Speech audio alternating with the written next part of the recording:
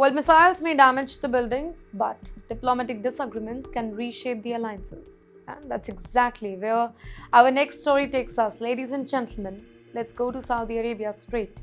Just a few moments ago, we spoke about the reported damage caused by Iran's missile strike inside Israel. Right? But now, another development is raising even bigger question about the future of America's relationship in West Asia. Well, the story, it's not about missiles. It is about diplomacy. And sometimes, diplomacy can change history more than wars itself. Well, according to reports, Saudi Arabia refused to allow the United States to use its airspace during a proposed military operation linked to the tensions with Iran. In fact, reports also claim that President Donald Trump and several senior American officials, they made repeated efforts to convince Saudi Crown Prince Mohammed bin Salman. But according to these reports, Riyadh decided not to support the operation. Now, if these reports are actually accurate, then this would be a very significant development. Why? Because for decades, Saudi Arabia has been considered one of America's closest strategic partners in West Asia. The two nations have cooperated on defense, energy, regional security for many years now. And that is why this reported decision has attracted so much attention. Here, many analysts believe that Saudi Arabia is trying to avoid becoming directly involved in another regional conflict.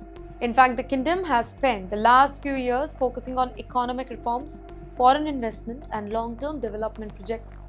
In fact, another military confrontation in the Gulf, it could threaten those plans. And that is why Riyadh appears to be following a more cautious foreign policy.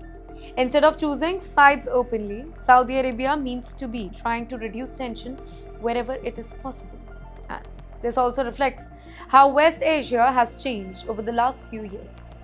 In fact, countries that once depended heavily on military alliances are now thinking about economic stability. They are thinking about tourism, international investment, and regional cooperation. No government wants another conflict that could disrupt oil market, trade routes, or maybe investors' confidence. Now, for the United States, however, the whole access to friendly airspace, it has always been an important part of military planning. Military aircraft require carefully planned routes. Operations depend on logistics, in fact, support bases and airspace permission. Without regional cooperation here, even powerful militaries face additional challenges, and that is why reports of Saudi Arabia's refusal have generated discussion across diplomatic circles. It also shows that even close allies do not always agree on every single issue. International relationships are rarely black and white. Every country ultimately makes decisions based on its own national interest. Saudi Arabia appears to believe that avoiding any direct involvement here, it could currently save them from further violence. Now, whether that particular position changes in the future, that remains to be seen. But one thing is definitely certain. The balance of power in West Asia, it continues to evolve. And yes, every diplomatic decision, it now carries much greater importance than ever before. But this particular disagreement may not end with airspace alone. Fresh reports now suggest that Washington could even reconsider its military presence inside Saudi Arabia.